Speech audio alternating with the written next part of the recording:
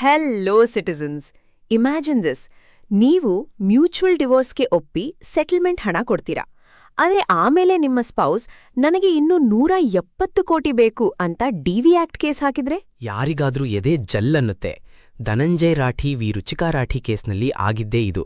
ಹೆಂಡತಿ 89 ಲಕ್ಷ ಸೆಟಲ್ಮೆಂಟ್ ತಗೊಂಡು ಒಪ್ಪಂದ ಮುರಿದು ಡೊಮೆಸ್ಟಿಕ್ ವೈಲೆನ್ಸ್ ಕೇಸ್ ಹಾಕಿಡ್ರು. ವೇಟ್, ದುಡ್ಡು ತಗೊಂಡ್ಮೇಲೆ ಮ್ಯೂಚುವಲ್ ಕನ್ಸೆಂಟ್ ವಾಪಸ್ ತಗೋಬೋದಾ? ಇದು ಪಕ್ಕಾ ಬ್ಲ್ಯಾಕ್ ಮೇಲ್ ಅಲ್ವಾ? ಅದೇ ಕ್ವಿಸ್ಟ್.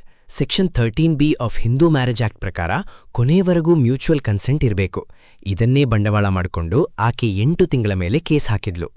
ಹೋಲ್ಡ್ ಆನ್, ಆ ಥರ ಸುಳ್ಳು ಕಂಪ್ಲೇಂಟ್ ಹಾಕಿದಾಗ ಕೋರ್ಟ್ ಸುಮ್ನೆ ನೋಡ್ತಿತ್ತಾ? ಅಲ್ಲಿಯೇ ಸುಪ್ರೀಂ ಕೋರ್ಟ್ ತಕ್ಕ ಶಾಸ್ತಿ ಮಾಡಿತ್ತು. ಆ ಕಂಪ್ಲೇಂಟ್ನಲ್ಲಿ ವಯಲೆನ್ಸ್ನ ಒಂದೇ ಒಂದು ಸಾಕ್ಷಿ ಇರಲಿಲ್ಲ. ಇದು ಕೇವಲ ಸುಲಿಗೆಗಾಗಿ ಮಾಡಿರೋ ಆಫ್ಟರ್ ಥಾಟ್ ಅಂತ ಕೋರ್ಟ್ ಹೇಳಿತ್ತು. ಸೊ ಮೀಡಿಯೇಟೆಡ್ ಸೆಟಲ್ಮೆಂಟ್ಗೆ ಬೆಲೆಯೇ ಇಲ್ವಾ? ಒಂದ್ಸಲ ಸೈನ್ ಮಾಡಿದ್ಮೇಲೆ ಕ್ಯಾನ್ಸಲ್ ಮಾಡೋ ಹಾಗಿಲ್ವಾ? ಸುಪ್ರೀಂ ಕೋರ್ಟ್ ಹೇಳಿದ್ದೇ ಅದನ್ನ. ಗಿಂಪೆಕ್ಸ್ ಡಾಕ್ಟ್ರಿನ್ ಪ್ರಕಾರ ಮೀಡಿಯೇಷನ್ ಒಪ್ಪಂದ ಬೈಂಡಿಂಗ್ ಕಾಂಟ್ರಾಕ್ಟ್ ಆಗತ್ತೆ.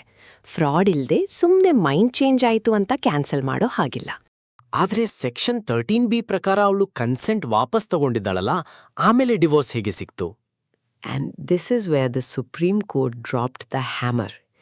ಆರ್ಟಿಕಲ್ 142 ಆಫ್ ದ ಕಾನ್ಸ್ಟಿಟ್ಯೂಷನ್ ಬಳಸಿ ಆಕೆ ಒಪ್ಪಿಗೆ ಇಲ್ಲದಿದ್ದರೂ ಇರ್ರಿಟ್ರೀವಬಲ್ ಬ್ರೇಕ್ ಡೌನ್ ಆಫ್ ಮ್ಯಾರೇಜ್ ಅಂತ ನೇರವಾಗಿ ಡಿವೋರ್ಸ್ ಕೊಟ್ರು. ಜೊತೆಗೆ ಆ ಡಿವಿ ಆಕ್ಟ್ ಕೇಸಸ್ ಸಹ ಕ್ವಾಶ್ ಮಾಡಿದ್ರು. ವಾವ್! ಅಂದ್ರೆ ಡಿವಿ ಆಕ್ಟನ್ನ ವೆಪನ್ ತರಹ ಬಳಸಿ ಸೆಟಲ್ಮೆಂಟ್ ಆದ್ಮೇಲೆ ಹಣ ಕೀಳಕ್ಕೆ ನೋಡಿದ್ರೆ ಕೋರ್ಟ್ ಬಿಡಲ್ಲ ಅನ್ನೋದೇ ದೊಡ್ಡ ಪಾಠ. ಖಂಡಿತ ಸೈನ್ ಸೆಟಲ್ಮೆಂಟ್ಸ್ ಆ ಬೈಂಡಿಂಗ್. ಕಾನೂನು ಇರೋದು ರಕ್ಷಣೆಗೆ ಹೊರತು ರಿವೆಂಜ್ಗಲ್ಲ ಅನ್ನೋದನ್ನ ಸುಪ್ರೀಂ ಕೋರ್ಟ್ ಸಾಬೀತು ಮಾಡಿದೆ.